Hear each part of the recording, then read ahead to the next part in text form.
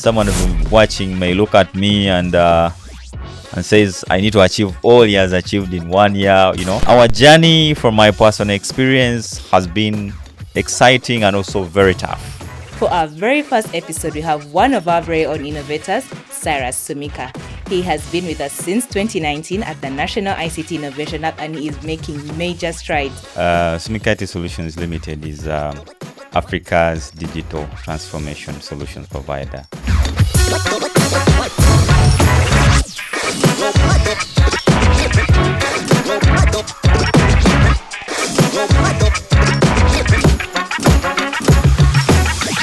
Hello, welcome to the very first episode of the ICT podcast, where we are spilling the tea on Uganda's innovation. My name is Winfred Nankanja, and I'm your host for today. You're welcome to the show, Cirus Sumika. Thank you for hosting me. So can you tell us a brief about yourself? What inspired you to start Sumic IT Solutions in 2019, when you are a fresher in the workspace, I would say? Well, my name is Cirus Sumika, as you introduced me, and I'm the founder and CEO at Sumic IT Solutions Limited.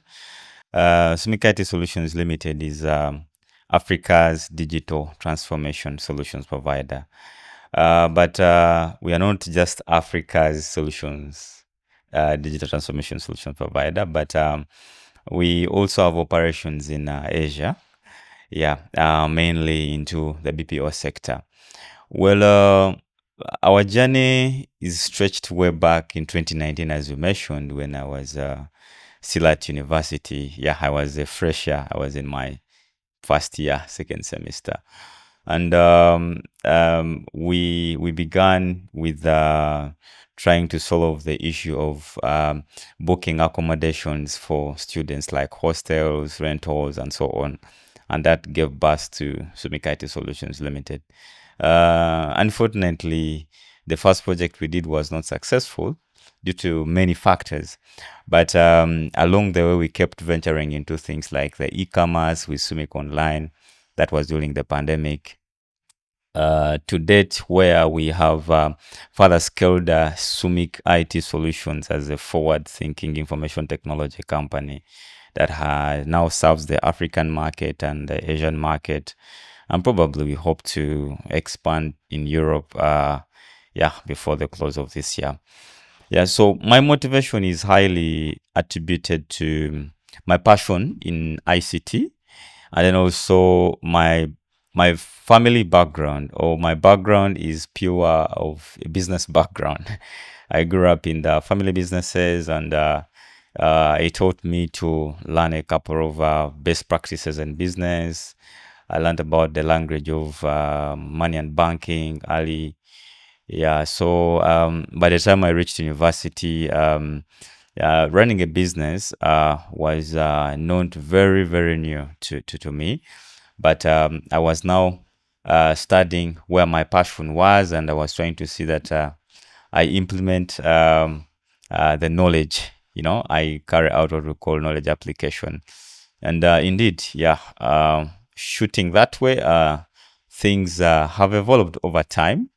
At least how we started way back in 2019 is not how we are right now. So your mission centers on digital transformation for small, medium enterprises, right? Services like the mobile app development, AI solutions, data analysis. This is helping the underdeserved businesses to scale up as well. Ideally, mainly in Africa here, companies face challenges of sustainability in terms of having the tech platforms. So I would say the first year you build technology for an SME or a micro, small, medium enterprise. The first year, yes, they've paid, they're excited, they're enjoying all these services. But the element of sustainability even the next year, because technology keeps growing. Today we have delivered a solution for you, but in the next 2 months technology have changed. We have to keep updating. So you find that how we are supporting these businesses, it's not all about giving them these solutions. We be their IT partner throughout the journey. You find that we participate in the planning, in the designing, in the development, in the deployment, testing, maintenance, all those things. And we move with them the entire journey of their digital transformation until when they are self-sufficient, to see that either they have independent IT functions in their companies, but we be that IT function into these enterprises. We have put also things like shared digital infrastructure, like when it comes to hosting these applications. These enterprises need servers, so we have put shared servers where they can leverage to see that we make the element of affordability.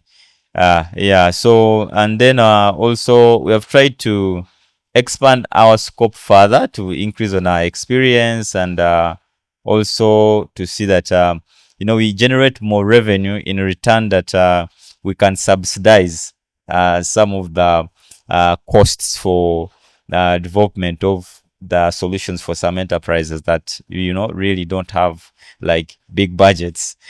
Yeah, so ideally that's how we are trying to see that we navigate it. But then also there are elements of digital illiteracy.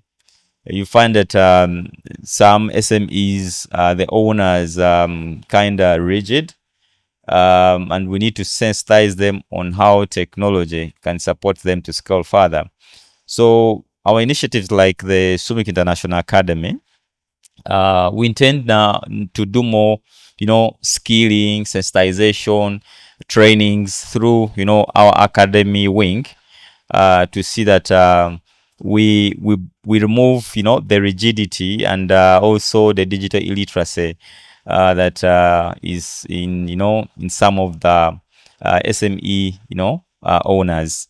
And with that, I think the issue of serving the underserved and unserved communities, we'll try to address it that way. Yeah. So now let's talk about UJ Connect Project, Uganda Japan Connect. I've been active there in this project. Can you tell us some of the benefits that you have got from partnering from the business matching Japan companies? Well, when we come to the UJ Connect project, it has really been an exciting journey for us, because Japan, highly being a tech country, when you say Japan, when you say I bought ABCD from Japan, the first thing that comes to your mind is quality. So some of the benefits, there's what we call, I think for us, we call it skills alignment. Um, Japan being known of high quality and high standards, us having an opportunity working for some companies producing for them technology has enabled us to carry out skills alignment. You do a soft check and ask yourself, am I really on track? And skills alignment is one of them. Then exposure, through again the UJ Connect project, we managed to go to Japan, and through different programs we participated in there. Of course, we visited the companies, we worked we worked for the solutions, but then also we got an opportunity to participate in different expo programs, business matching activities. That was great exposure for us. Then things like mindset change, because now our experience with them has further given us a forward-looking mindset. How we used to see things back in the days is not how we see them.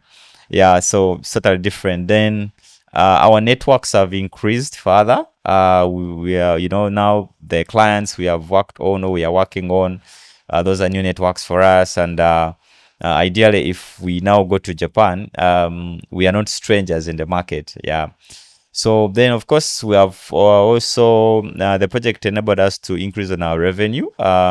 We started with 2 Japanese companies that we were doing for mobile application development and AI solutions.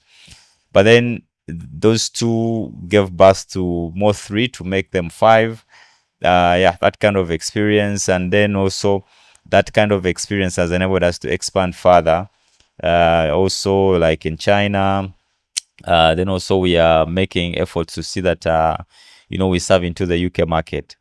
Yeah, so all that package, you find that it's great benefit for our company. Yeah.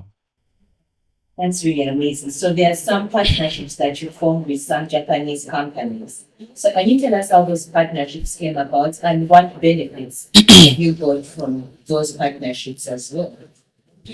Well, the partnerships have further increased on our portfolio in terms of driving digital transformation, not only on the African continent, but also in Asia.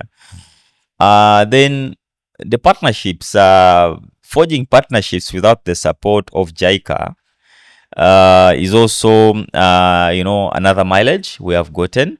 Despite the fact that through the UJ Connects, there was introduction to the Japan market through the Japan International Cooperation Agency. But being in position to forge partnerships with that support means enormous growth, for us, and we call that a milestone.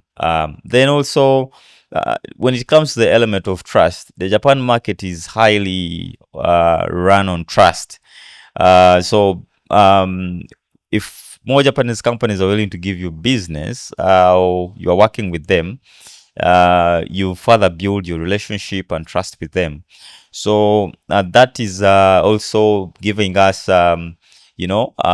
another forward move of seeing that we can also establish an overseas office, like in Japan, because there's what we call market validation. When you have more companies from the same market, coming to you to ask for, outsourcing services, it clearly shows you that there's potential even when you further, go into that market fully. Yeah. So discussions like having overseas offices in Japan through things like the startup visa program. Oh, these are all things now we have, put on, on our roadmap to see that we can achieve. But this validation comes through the interaction of even these other companies coming on board, except making more revenue, but then also things like increasing on our experience. Our engineers have highly exposed now. Their skills are now, top notch skills now, and we hope to expand that further. We have Sumic IT Solutions, Sumic Online, Mm. that academy. What more do you have in store for us? Well, ideally, as I mentioned earlier, Sumic is a forward-thinking information technology company. What we plan to do going forward, we are trying to build what we call a tech conglomerate under the umbrella of Sumic Group. And of course, our highest concentration is onto the tech sector. But we have brought on things like the Sumic International Academy, also to see that we further increase on our sustainability in the IT solutions company. Because in the IT solutions company, we are providing IT solutions to enterprises. And it is not the robots that work on the IT solutions, it's the humans. So we need to build what we call human capital development. So you find that the human capital has to be up to standard, up to skill. They have to meet or to match the tasks given. And you find that we are looking for business in very strong economies. You find that they also sometimes dictate what type of skills you are using. So wings like the Sumic International Academy makes sure that our engineers are polished. But then also platforms like Sumic Online, we also intend to see that we increase trade across Uganda and the rest of the world. In the early days when we were doing Sumic Online, it was mainly B2B2C, but locally here. But given our exposure and our access to different markets, and other factors. We have changed the model to be B2B, but this time round, we want to see that we have more local businesses here having an opportunity to sell on international markets where we are. So, and that's now our, I would say, um, that's how we are giving back also to other businesses. We need to see that we link them to other suppliers, to other cheaper markets where they can buy from. But either way around, through our different exposure in different markets, we have also gotten companies that are willing to give us products and we distribute. But you find that that's not our main chain of business.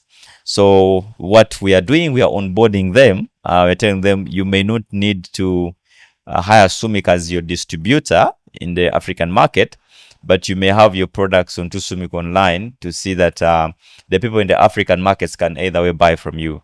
Yeah, so these are some of the things we are doing to see that we not only drive technology, but also to boost these other sectors in trade, and then also in uplifting more companies to see that they get to the global stage. And we are further investing, as I earlier on mentioned, the umbrella of Sumic Group to see that all these initiatives are sustainable, are standing stronger, and they fully benefit us and the entire economy and the country. Yeah. So finally, Cyrus, what advice would you give to a young Ugandan tech entrepreneur, someone who is there in first year, second year, and would like to venture into a space that you're in, into the global scene? What advice would you give to them? Well, I think one of the best advices I can give a person who wants to start, patience is very key. Most of the challenges young people face, they want great things so quick. It has taken us now 6 years to reach where we are. Someone who been watching may look at me and says, I need to achieve all he has achieved in 1 year. Of course, there have been hikes, there have been ups and downs here and there, but patience is very important. Patience uh, don't quit fast, because majority of them, young people, they have started up some things, but maybe things are not working and they feel like they want to quit. Uh, uh, our journey, from my personal experience, has been, of course, exciting and also very tough. We have failed big. We had big failures, but we remained resilient. So patience and resilience in what you are doing, whether people are believing in it or not, you need to be more resilient, more patient on what you are doing, because I always give this example of they say Rome was not built in one day. And if you have to build something that is going to last for years and ages, you don't build it in a night. It's a process. You have to build a strong foundation. I've seen complex buildings being built for years. It's not built in a night. It's not built in a month. So anything great that will last for years and ages takes time to grow. Thank you so much, Cyrus, for joining us for our very first episode of our ICT podcast. Don't forget to like, comment, and subscribe, because innovation never sleeps, and know that.